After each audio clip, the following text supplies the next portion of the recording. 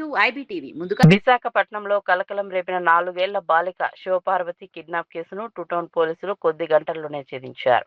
Footpath పై తల్లిదండ్రులతో కలిసి నిద్రిస్తున్న చిన్నారిని అర్ధరాత్రి స్కూటీపై వచ్చిన యువకుడు కిడ్నాప్ చేసినట్లు పోలీసులు తెలిపారు. ఘటనపై సమాచారం అందిన వెంటనే పోలీసులు దర్యాప్తు ప్రారంభించారు.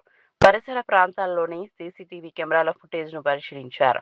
అందులో నిందితులు ప్రయాణించిన స్కూటీని గుర్తించారు. స్కూటీ నెంబర్ ఆధారంగా పోలీసులు గాలింపు చర్యలు ముమ్మరం చేశారు. చివరకు అనకాపల్లి జిల్లా ఎస్ రాయవరం వద్ద నిందితులను గుర్తించి అదుపులోకి తీసుకున్నారు. వారి వద్ద ఉన్న బాలికను పోలీసులు సురక్షితంగా రక్షించి తల్లిదండ్రులకు అప్పగించారు. దీంతో కుటుంబ సభ్యులు ఊపిరి పీల్చుకున్నారు.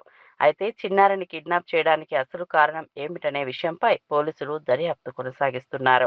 రైల్వే పోలీసులకి అందరూ చెప్పారు. ఆ తర్వాత కంట్రోల్ రూమ్ కి 100 డైల్ చేస్తే వెంటనే మా వాళ్ళంతా అలర్ట్ అయ్యారు. రాత్రంతా పోలీసు వెహికల్ చెకింగ్ చేశారు. సీసీటీవీలని వెరిఫై చేస్తే ఒక బైక్ మీద ఒక అమ్మాయి ఒక అబ్బాయి ఆ పిల్లని తీసుకెళ్ళిపోతున్నట్లు గమనించడం జరిగిందండి. సో ఆ ఆధారంగా బైకు దాన్ని బట్టి మేము ఇన్వెస్టిగేషన్ మా టూ టౌన్ సిఐ గారు అప్పలనాయుడు గారు అలాగే ఎస్ఐ మన్మథరావు చక్కగా ఇమీడియట్గా రెస్పాండ్ అయ్యి టీములు ఫామ్ చేసుకున్నాము.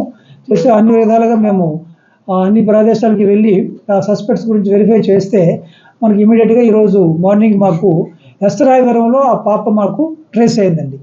ఎస్రాయవరంలో ఆ 4 years old మేము అంటే వాళ్ళు తీసుకెళ్ళిపోయిన వాళ్ళు అక్కడ హ్యాండ్ ఓవర్ చేశారు ఒక ఆమెకి. అక్కడ మేము ట్రేస్ చేసాము.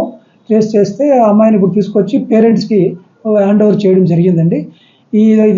ఈ విషయంలో మా two town staff Appalanaidu SI గారు, మన్మథరావు ఎస్ఐ గారు అలాగే మిగతా మా సబ్ డివిజన్ స్టాఫ్ అంతా కూడా అలర్ట్ అయ్యి సిపి గారు ఆదేశాల మేరకు మా డీసీపీ గారు ఆదేశాల మేరకు మేము చక్కగా పనిచేసి అమ్మాయిని ఇమీడియట్గా ట్రేస్ చేయడం హార్డ్లీ 9 hours-లోనే మాకు 10 కల్లా ట్రేస్ అయిపోయిందండి. సో 9 hours-లోనే మేము ట్రేస్ చేయడం జరిగిందండి. ముద్దాయిలు కూడా మాకు ఐడెంటిఫై అయ్యారు. వాళ్ళు కూడా ఇమీడియట్గా మేము పట్టుకోవడం జరుగుతుందండి.